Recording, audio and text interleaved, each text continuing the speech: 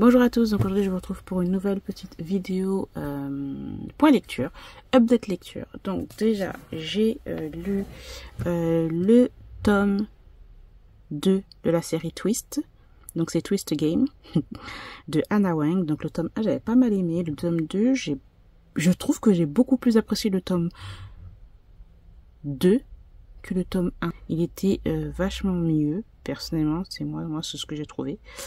Donc là c'est en anglais, mais bon, j'ai lu en français. Et normalement j'ai les livres, mais au moment où je filme la vidéo, ils sont pas avec moi. Donc je vous montre juste les images comme ça. Donc là, Twist Game, on passe à une des amies en fait du personnage du tome 1. Et je ne sais plus son prénom en fait encore. Je ne sais plus comment elle s'appelle. Oh, Bridget, voilà. Bridget. Et donc Bridget, elle fait partie d'une famille royale. Et donc elle est vraiment tout en bas de la liste pour avoir le titre de reine du royaume, etc. Puisque c'est son frère qui est censé être le prochain roi quand son grand-père fera abdiction. Et donc, nous sommes avec Bridget qui vit sa vie tranquillement, bien discrète, avec ses amis, etc. Et son frère va l'appeler, va lui dire qu'en fin de compte, ben non, il veut plus avoir la couronne, en gros, et il laisse tomber puisqu'en fait, il veut vivre un parfait amour avec une femme qu'il avait rencontrée et qui ne fait pas partie non plus, en fait, de la noblesse. Et donc, il lui passe en gros le cadeau. Et donc, elle comprend pas, sa vie va complètement changer. Elle avait un garde du corps qui s'appelle Booth, qui va devoir aussi un peu la laisser tomber puisque il a une famille en fait à élever. Il a une nouvelle petite fille et voilà. Et donc, il va pouvoir être son garde du corps. Et on va l'assigner à un autre garde du corps qui s'appelle Rhys, si je me trompe pas. Je me souviens plus des prénoms, j'ai un problème avec les prénoms. Hein. Et donc Rhys, je crois que c'est Rhys. Hein. Si je me trompe pas, de toute façon je mettrai le nom quelque part par là. Et donc Rhys n'est pas du tout comme Booth. Alors pas du tout. Booth c'est plus amical, un peu plus gentil, un peu plus... voilà, il est un peu plus chill, on va dire. Alors que Rhys, c'est un gars qui faisait partie de l'armée. Enfin, même pas, oui, de l'armée, mais d'une grande unité aussi. Donc, c'est un ancien soldat. Donc, nous avons les postes, le problème de la poste, comment on appelle ça, PTSD, là, voilà. Les traumas. Il en a pas mal par rapport à ça. Et il fait partie d'une grande agence de sécurité. Et c'est lui, on va l'assigner à elle. Et le gars est hyper sévère, hyper cadré. Et ça fonctionne pas du tout avec Bridget. Même si, de premier abord, elle se dit, il est pas mal. Lui qui se dit au premier abord, elle est pas mal. Et voilà, on va commencer avec le Enemies to Lover, genre. Ils vont essayer un petit peu de s'accorder, mais c'est compliqué puisque Bridget et Rhys sont pas du tout, c'est vraiment les opposés l'un de l'autre. Et il va y avoir aussi l'histoire de royauté, Bridget qui va devoir, s'affirmer. Parce que voilà, c'est elle la prochaine reine. Il y a des choses qu'elle ne peut pas faire. Et quand on regarde, quand on a une vue d'ensemble en fait de cette romance, et bien on se dit en fin de compte, la personne qui était censée être terre à terre, c'est plus Rhys. Et au final, c'est Bridget. C'est Bridget qui est un peu plus terre à terre, parce que Rhys, en fin de compte, c'est, on va dire, quand même un rêveur quand même, et il fait tout ce qu'il peut pour en fait la protéger, lui donner tout ce qu'elle veut, même s'il le montre pas en fait. C'est vraiment de façon discrète et j'ai adoré ça. Donc on a un peu une histoire un peu de Grumpy Sunshine. Et franchement c'était vraiment pas mal, il y avait une bonne tension entre les deux personnages, une bonne alchimie, il y avait des moments drôles et tout. Franchement j'ai vraiment beaucoup aimé cette lecture, donc c'était vraiment pas mal. Ensuite, j'ai lu donc Le sang et la cendre de Jennifer Ella Mantrud chez Desaxus.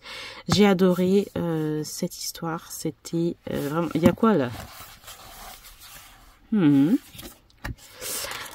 J'ai adoré ce premier tome-là. Alors, c'est vrai qu'au début, j'ai toujours du mal à me rentrer dans les histoires de fantasy avec des fées, etc. Surtout que tu passes à un truc où on est dans une sorte de romance royale, un membre de la famille royale et comment ça s'appelle? Et un garde du corps, et là on passe de tout au tout. Donc il y a des mondes, il y a des royaumes, il y a des noms, etc. Il faut tout connaître, en gros. Un beau bébé de plus de plus de 600 pages. J'ai adoré. Le début était assez long puisqu'il faut qu'on nous introduise le royaume, etc., les personnages. J'ai adoré ce premier tome. Il était hyper addictif. C'est franchement, je me suis dit mais j'ai pris du temps à le lire. Je sais que Jennifer Ella Mantrud, ce qu'elle fait, c'est vraiment très bien. Niveau romance normale, j'ai adoré toutes ses romances. Les thrillers qu'elle a fait, j'ai adoré aussi. Et là, on passe à la fantasy. C'est top de chez top. Un monde incroyable. Donc là, on a Poppy. Poppy qui porte en fait un voile pour que personne la voie. Poppy est une sorte un peu de chose un peu genre divine entre guillemets, puisque elle doit grâce à elle, certaines personnes vont faire des sortes des élévations, je sais pas quoi. Bon, c'est un peu compliqué à comprendre, hein, ce que je suis en train de vous dire. Il y a plein de termes et tout, etc. Bon, c'est un peu compliqué. Et en gros, elle est cachée, elle est un peu emprisonnée. Elle ne peut pas parler à d'autres personnes, elle peut pas regarder d'autres personnes, etc. Et en gros, Poppy, c'est un gros sacrifice humain. Elle doit rester aussi vierge. Et Poppy a des sortes des scars. Mais comment on dit ça en français? J'ai un problème. Elle a des cicatrices au fait au niveau de l'arcade sourcilière, au niveau un petit peu au-dessus de sa bouche, etc. Et voilà, en gros, personne ne peut la regarder. Elle est un peu isolée. Elle a une seule amie, enfin c'est plus une dame de compagnie, mais c'est vraiment une amie aussi pour elle, qui est là pour un peu qui est là pour un petit peu, au moins, changer les idées, lui parler, etc. Mais c'est la seule. Elle n'a aucune interaction avec les autres et elle est très solitaire. Poppy, elle n'est pas non plus si naïve que ça. Elle est assez intelligente et quelquefois, elle fait des petites escapades. Voilà, pour... un peu découvrir un petit peu le monde, ou aussi pour s'entraîner, parce que Poppy, tu la vois comme ça, elle a une sorte de maître d'armes qui est devenu un petit peu une figure paternelle pour elle, qui va aussi l'aider à se défendre et à se battre aussi. Et donc Poppy, comme je disais, faisait des petites escapades. Donc là, on arrive en fait sur les 2 premiers chapitres où Poppy on va se retrouver dans une sorte de bar, dans une sorte de taverne, où elle va rencontrer un garde. Voilà, je m'arrêterai ici pour ce premier tome. C'était trop bien. Alors, il y a des moments, parce que Poppy, en fait, malheureusement, pour elle, c'est horrible, parce qu'en fait, elle est... il y a des choses qu'elle peut pas faire et il y a des sires, des seigneurs qui profitent d'elle en fait de façon vraiment horrible. Et on lit ça, on est en fait un peu en mode mais wesh, what the fuck, qu'est-ce qui se passe? Et on sent en fait dans l'écriture de Jennifer Ella Mantrud que tu sens le désespoir à travers sa plume, le désespoir, l'injustice aussi. Parce qu'il y a un moment donné où ils sont obligés, enfin ils l'obligent en fait à se déshabiller, et vu que Poppy elle est genre un peu têtue quoi, voilà, on lui dit de pas parler, etc. Mais des fois elle a des moments de rébellion, et en fait elle a à chaque fois des sortes de leçons avec le Seigneur, et le Seigneur lui oblige à chaque fois à la déshabiller et il est tout le temps en train de la frapper, donc parce que sur tout son corps en fait elle est marquée, alors que c'est soi-disant quelque chose, c'est soi-disant quelqu'un de très important qui va les aider à faire leur élévation, un truc dans le genre. Donc voilà, tu lis ça, t'es en mode mais what the fuck quoi, c'est pas possible. Donc franchement, ce premier tome-là, j'ai adoré.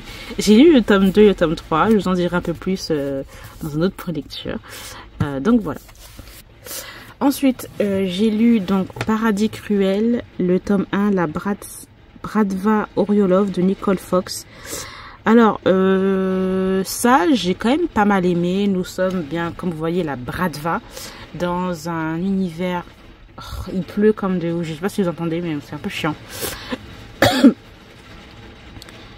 Donc, je disais, nous sommes avec la Bratva, donc la mafia russe, et nous sommes dans une romance office avec un patron et une secrétaire. J'ai bien aimé. Après, le langage est assez cru quand même, assez familier par moments, beaucoup de scènes spicy. En gros, c'est l'histoire d'une secrétaire, je ne sais plus son nom, d'une secrétaire qui élève 3 de ses neveux, puisque sa sœur est décédée, et donc c'est elle qui en fait a la garde des enfants de sa sœur. Mais il y a le père qui est là et qui est tombé en dépression et qui est dans l'alcool, qui s'occupe pas de ses enfants, etc. Et bien sûr, elle est secrétaire, donc elle a pas non plus, elle gagne pas des 1000 et des 100 en gros.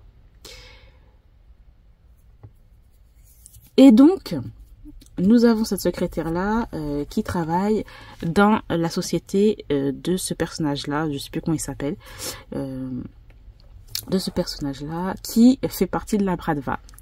Mais il a une double identité, donc il faut cacher un petit peu ce qu'ils font, hein, bien sûr.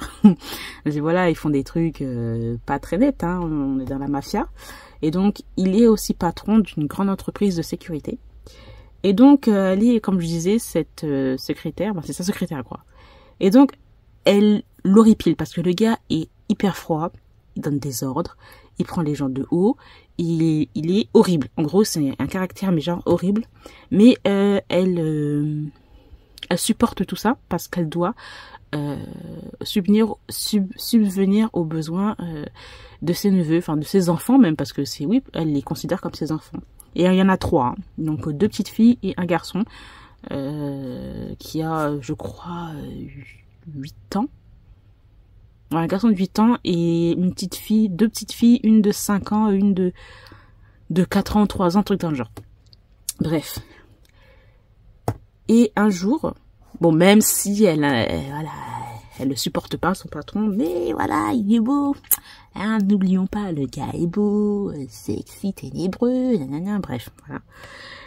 Et après une journée vraiment très difficile, la fille commence à se faire des fantasmes, etc. Avec son patron.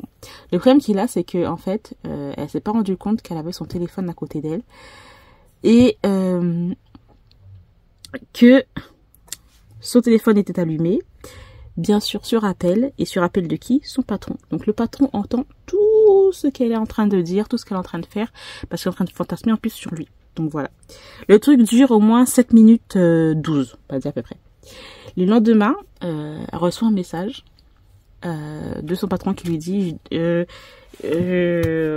réunion à 7h12, un truc dans le genre. Et là, elle se fait tilt, elle dit mais...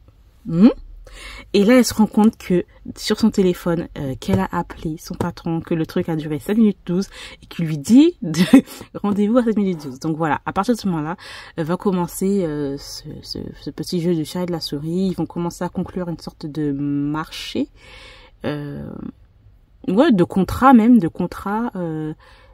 sur le fait est que voilà, ils vont... il y a même de l'argent.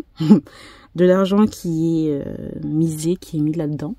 Un contrat sur le fait que elle et lui auront des relations et voilà, que ce soit privé et que au final elle aura de l'argent et voilà, une bonne sécurité en gros. et voilà, va commencer en fait leur histoire à eux deux. Donc j'ai bien aimé. Après il y a une histoire aussi comme je dis de mafia, parce que là on est que sur la romance, etc., la tension, blablabla. Mais derrière il y a aussi l'histoire de mafia.